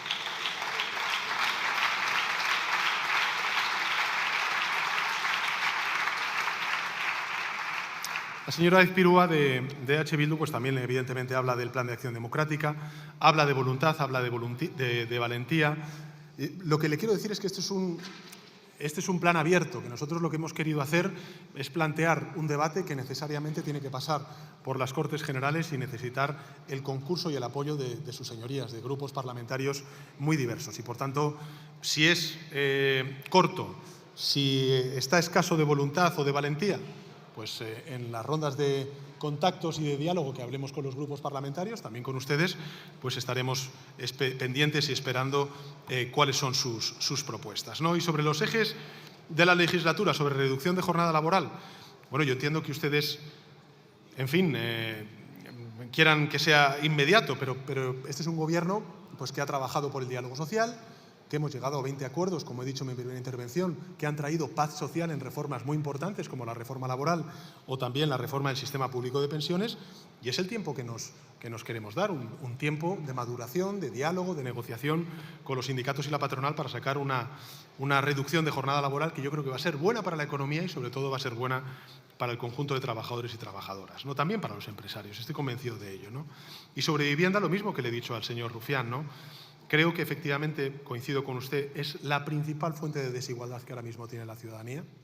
En buena medida, en un porcentaje muy alto, la desigualdad en nuestro país se justifica, se explica por la imposibilidad de acceder a la vivienda por parte de buena parte de la ciudadanía española, fundamentalmente los jóvenes, y creo que bueno, es la primera vez en 45 años que este Congreso de los Diputados ha aprobado una ley de vivienda que interviene en el mercado de la vivienda, que interviene en el sector de la vivienda. Bueno, pues vamos a desarrollar y vamos a dar tiempo también al desarrollo de una importante ley que yo estoy convencido va a traer importantes beneficios positivos para aquellos que hoy no tienen capacidad de poder alquilar o de comprar una vivienda. Sobre la compra de vivienda, pues nosotros hemos puesto 2.500 millones de euros, me refiero al Gobierno, a través del ICO, para las entradas de la compra de familias jóvenes. Yo sé que ustedes esto pues no lo ven bien porque consideran que solamente hay que trabajar en el ámbito del alquiler, pero bueno, tanto en el ámbito del alquiler como de la compra de vivienda, pues este Gobierno se ha comprometido a que de aquí al final de la legislatura tengamos 180.000 pisos en fin, habilitados para que nuestros jóvenes puedan y las familias jóvenes puedan contar con una vivienda, ¿no? Y sobre los pisos turísticos, que ha hecho referencia también con ello, usted que en fin, es la portavoz de un grupo parlamentario nacionalista independentista, pues sabrá que necesitamos una acción conjunta, porque esto no es una competencia exclusiva del Gobierno de España. Lo que hemos hecho es trasladar un mensaje a las comunidades autónomas y a los ayuntamientos y, por supuesto, a las diputaciones forales en lo que afecta a Euskadi, de que estamos dispuestos a echar una mano, a arrimar el hombro para que haya una acción conjunta en beneficio de quienes están viéndose afectados por el auge de estos pisos turísticos, ¿no? Y ahí hemos propuesto medidas que han sido compartidas con la Federación Española de Municipios y Provincias y hemos planteado también la modificación de la Ley de Propiedad Horizontal para evitar el auge de estos pisos turísticos en las urbanizaciones de pisos de las ciudades españolas, ¿no? Al señor Esteban, también agradecerle el tono de su intervención. Efectivamente, bueno, la agenda estratégica, Víctor Orbán, usted ha hecho referencia antes, estamos completamente de acuerdo. Hay una inmensa preocupación porque es malinterpretar, tergiversar e instrumentalizar lo que representa la presidencia de un país del Consejo Europeo. Lo hemos hecho nosotros en el segundo semestre del año 2023 y efectivamente no puede arrogarse el título de hablar en nombre del conjunto de la Unión Europea ni con Putin, ni con Xi, ni con, por supuesto, un candidato, en este caso el señor Trump, ¿no? En temas tan sensibles y tan delicados como es, por ejemplo, la guerra en Ucrania, ¿no? Sobre la agenda estratégica, los medios de comunicación, bueno, usted ha hecho referencia a ello, las tecnologías, me quedo con las propuestas que son ya bastante tradicionales por su parte de la Ley de Secretos Oficiales, que por supuesto ahí está la propuesta de reforma por parte del Gobierno de España y de la mayoría que compone este Gobierno de coalición, la Ley Mordaza, el reglamento europeo, ¿no? Porque ahora, bueno, usted ha hecho referencia también, como el señor Rufián, a las plataformas digitales. Lo he dicho antes, han pasado las elecciones europeas. Tenemos el mandato de implementar algunos de sus artículos antes de que termine este año, otros en el año 2025, pues hemos preferido hacer de ello un ejercicio compartido, ¿no? Porque no queremos monopolizar, sino que queremos impulsar conjuntamente con las Cortes Generales todo este debate contemporáneo sobre las democracias, ¿no? No sé si ha hecho usted referencia o no al transfuguismo cuando ha hablado de la ejemplaridad, pero creo que efectivamente ahí es lo que estamos viendo durante estos últimos días, ¿no? Sobre la política migratoria. le he dicho antes en privado y creo que he querido hacerlo también en público, que es importante que articulemos una política migratoria positiva, porque efectivamente el crecimiento económico en Euskadi, que es espectacular, el aporte de sectores muy importantes para Euskadi, como también para el conjunto de España, tienen que ver con el aporte y el crecimiento de la población migrante en nuestro país. Yo sé que usted no tiene ese problema, no tiene esa dificultad ni esa precaución. Sí que creo que es importante poner en relieve que si queremos hablar del fenómeno de la migración irregular y del desafío que representan estos niños y niñas en términos de asimilación por parte de las administraciones competentes, como son las comunidades autónomas, creo que es muy importante que hagamos el ejercicio primero, porque eso explicará en buena medida todo lo que podamos hacer y la aproximación que podamos hacer a este fenómeno. Yo coincido con usted en que no estamos en un fenómeno coyuntural, sino que es un fenómeno estructural, que no podemos, y es importante que lo reprochemos, caer en fin, estas frivolidades de mandar a los buques de la Armada a nuestras fronteras marítimas, porque eso efectivamente no trae, no es una solución, entre otras cosas porque la Armada está obligada a cumplir con las leyes del mar y por tanto tendría que socorrer a esas embarcaciones que están al pairo y por tanto podría ser un efecto llamada, pero creo que me brinda usted la oportunidad de que pueda, no en el discurso de la migración en positivo, sino en estas cuestiones, hacer algunas referencias y algunas reflexiones porque me parecen importantes, ¿no? En primer lugar, simplemente le cuento una anécdota. Cuando yo llegué a la presidencia del Gobierno en 2018, ¿se acuerda usted de la crisis migratoria que sufrió el presidente Zapatero con los cayucos que venían de Senegal? Se constituyó, se creó el mando único operativo, lo recordará el ministro del Interior. Cuando yo llegué, ese mando único operativo estaba desmantelado. No existía. Eso es lo que nos legó el Partido Popular, el señor Rajoy y el Partido Popular. Nosotros pusimos en marcha ese mando único de nuevo, que está operativo. Ahora tenemos un mando único también político en la persona del ministro de Política Territorial y Memoria Democrática, Ángel Víctor Torres, y por tanto en los dos frentes estamos, yo creo que con sólidas bases para implementar una política migratoria. Hemos querido trasladar a las comunidades autónomas la misma filosofía del Pacto de Migración y Asilo que logramos bajo la presidencia española de la Unión Europea, y es, si estamos pidiendo solidaridad a los Estados europeos sobre aquellos estados fronterizos como es el español, pues evidentemente tenemos que aplicarnos esa misma solidaridad a nivel de comunidades autónomas, ¿no? Bien, usted sabe como yo que la política migratoria tiene distintas patas, ¿no? Y creo que es relevante porque usted ha hecho referencia también al ministro de Asuntos Exteriores, al señor Álvarez, que comparta con usted y también con la ciudadanía algunas cuestiones. Realmente lo más importante es la dimensión exterior del fenómeno migratorio. En muchas ocasiones, cuando hablamos de la migración irregular, bueno, pues nos olvidamos de que la cooperación que no se ve, la colaboración que tenemos con los países de origen y de tránsito, evitan que el número de llegadas fuera aún mayor. Incluso distintos estudios, la experiencia de las fuerzas y cuerpos de seguridad del Estado nos indican que hasta incluso podría ser un 40 o un 50% superior al número de llegadas que estamos teniendo, y eso es gracias al compromiso de nuestras fuerzas y cuerpos de seguridad del Estado y del Gobierno de España en la colaboración y cooperación con los países de origen y de tránsito, ¿no? Usted ha hecho referencia a la situación del Sahel, de una extraordinaria preocupación. Yo lo trasladé en la cumbre de la OTAN.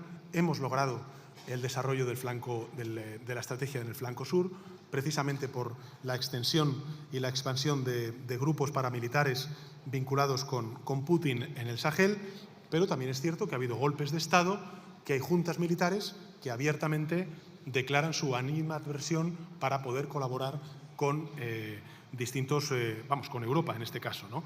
Es más, claramente están firmando acuerdos con Rusia y claramente están saliendo de estructuras regionales como pueda ser la CDAO, como en el caso del Sahel. Bueno, ¿nosotros qué estamos haciendo? Pero no digo nosotros como este gobierno de coalición progresista. Ya desde los gobiernos de José Luis Rodríguez Zapatero, pues lo que hemos hecho ha sido reforzar la cooperación y la colaboración con las fuerzas y cuerpos de seguridad del Estado de estos países. Estamos dando recursos policiales, recursos que garanticen la seguridad de las fronteras, la lucha contra el tráfico de seres humanos y con las mafias, contra las mafias que trafican con esos seres humanos, que son los responsables principales de la muerte de muchos niños y seres humanos en el Mediterráneo y en la costa atlántica. Y también usted sabe que hay fuerzas y cuerpos de seguridad del Estado desplegados de España en algunas de las costas en fin, de estos países de tránsito que nos afectan de primera mano, ¿no? Por tanto, eso por un lado. Dos, creo que es muy relevante, y eso lo estamos haciendo no solamente con el continente africano, sino también con el continente americano, y recientemente ha estado también la ministra Elma Sáez en Estados Unidos y en América Latina y el Caribe, para ver cómo podemos fomentar la migración regular, porque evidentemente necesitamos migración regular para el crecimiento económico de nuestro país en sectores donde claramente necesitamos mano de obra, y usted es perfectamente consciente de ello y además lo conoce, lo sabe y lo comparte. Y finalmente está la parte, bueno, pues de la dimensión interior de la política migratoria. Y la dimensión interior de la política migratoria, en efecto, señoría, pues tiene carencias. Es verdad que nosotros, durante estos 6 años de gobierno, hemos incrementado las políticas de integración de esa migración. Lo hemos hecho, ahí están los datos, y no quiero extenderme en ello. Pero sí lo es el que, en efecto, no ha habido, o ha habido, vamos a decirlo así, una solidaridad asimétrica, derivada del carácter voluntario en el reparto de estos niños y niñas, de estos jóvenes, de estos adolescentes que vienen de otros países. Y, por tanto, creo, se lo decía antes, ¿no? Usted hacía referencia. Claro, si una comunidad autónoma te dice que es que estoy sobrepasado en un 150% porque tiene 3 menores extranjeros y, en cambio, solamente tiene una plaza, pues claro, es un 150%, pero es que solamente tiene una plaza. Esto es lo que tenemos que resolver. Y de ahí el que yo comparta con usted, señoría, ese carácter estructural del desafío que ello implica, la voluntad política total, señoría, que tenemos de resolver esta cuestión, más allá de los eslóganes y por supuesto, de las propuestas, en fin, desquiciadas que puedan hacer algunos, ¿no?, vinculados con, en fin, las deportaciones que he escuchado. Y bueno, vamos a efectivamente ver de qué manera podemos resolver con una reforma del reglamento, o mejor dicho, de la Ley de Extranjería. Usted hacía una referencia sobre estos niños y estas niñas. Quiero recordarle que nosotros, como Gobierno, hemos reformado el reglamento de extranjería y hemos dado también,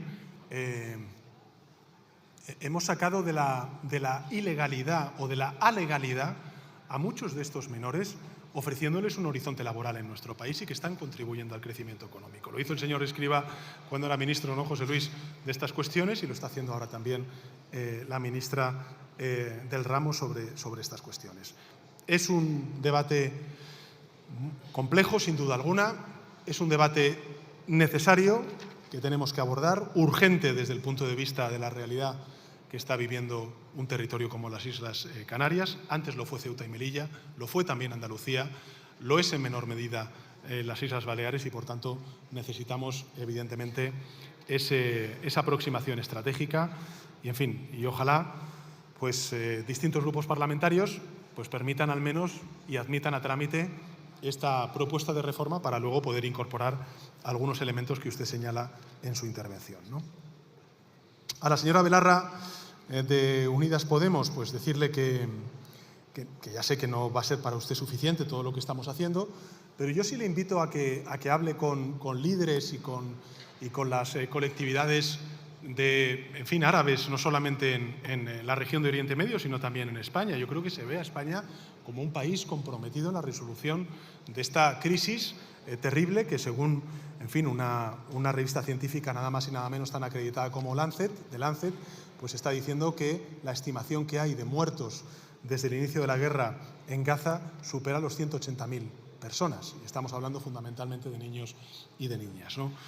Pero yo creo, he señalado antes en respuesta a otros grupos parlamentarios todo lo que estamos haciendo, y créame, o al menos otórgueme el beneficio de la duda de que hay muchos países en Oriente Medio que están agradeciendo de corazón el compromiso que está manifestando España para resolver este drama humanitario y otorgar un horizonte político de existencia del Estado palestino en el conjunto de la comunidad internacional. Sobre el Consejo General del Poder Judicial, lo mismo, señorías. Si es que lo que estamos haciendo es cumplir con la Constitución y con las mayorías que reconoce la Constitución española. Que me critique usted por eso, pues bueno, está en su derecho, por supuesto, yo no lo voy a reprochar, pero, a ver, no estoy haciendo nada más y nada menos que eso, ¿no? Y en todo caso, como antes he dicho al señor Errejón, la absoluta solidaridad, el apoyo a todos aquellos representantes públicos que han sido objeto del espionaje por parte de esta vergüenza nacional que fue la mal llamada policía patriótica impulsada por un gobierno del Partido Popular. Y ojalá, cuando suba el señor Feijóo, pues podamos tener su perdón y sus disculpas en nombre del Partido Popular. Al señor Rego, decirle lo mismo, que el Plan de Acción Democrática engloba 3 ejes, el Poder Ejecutivo, el Poder Legislativo. Creo que también he ofrecido algunas propuestas de modificación del reglamento a sus señorías, de las Cortes Generales y también sobre los medios de comunicación. Y sobre pues algunas de las medidas que echan falta, pues evidentemente estamos iniciando ayer mismo la tramitación de los presupuestos generales del Estado de 2025 y ojalá contemos con la mayoría parlamentaria de esta Cámara, también con el diputado del Bloque Nacionalista Galego, que por supuesto tenemos en cuenta y sabemos de su valía, ¿no? Y sobre la paz, lo mismo que he dicho a anteriores portavoces. A la portavoz de Coalición Canaria, señora Galido, darle toda nuestra solidaridad y el compromiso del Gobierno de España de que vamos a hacer todo lo necesario para resolver esta situación. Nos hemos enfrentado a situaciones también muy adversas, parecidas, muy dramáticas, por ejemplo, en la ciudad autónoma de Ceuta y también en Andalucía previamente. Logramos encontrar una solución. Es verdad que entonces no existían gobiernos del Partido Popular con Vox y, por tanto, la solidaridad, pues al menos de manera visible, no se rompía, aunque efectivamente luego en su aplicación era más dificultosa, por no decir escasa o nula. Pero en todo caso, señoría, créame que el Gobierno de España va a estar del lado de Canarias, de su Gobierno, para dar una solución a una situación crítica que efectivamente necesita del compromiso político de todos. Sin lugar a dudas del Gobierno de España y la mía personal. Por tanto, cuente con ello. Lo sabe el presidente Clavijo y en fin, sabe que cuenta con el apoyo de todo el Gobierno de España. Al señor Catalán, pues a ver, yo creo que lo que tendría que pedirle al Partido Popular es que vuelva al Pacto de Estado contra el transfugismo, para que no ocurra lo que ocurrió durante la pasada legislatura y, además, ustedes fueron objeto y víctimas de ese transfugismo, ¿no? Hoy están en esa bancada del Partido Popular que le aplaude cada vez que sube a esta tribuna, ¿no?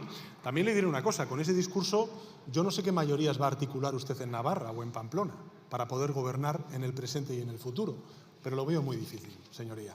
Deben ustedes refrescar ese discurso. Y al señor y a Pachi López, al portavoz del Grupo Parlamentario Socialista, agradecerle de verdad la elocuencia de su intervención, el compromiso del Grupo Parlamentario Socialista por la regeneración democrática, por abordar los desafíos que tienen todas las democracias, no solamente la democracia española. Y, evidentemente, a ver, pues algunos hablan de bulo, pues que se miren al espejo, porque, según parece, no son presidentes del Gobierno porque no quieren, no porque no puedan. ¿Eso es un bulo o es una verdad? Veremos. Gracias, señora presidenta.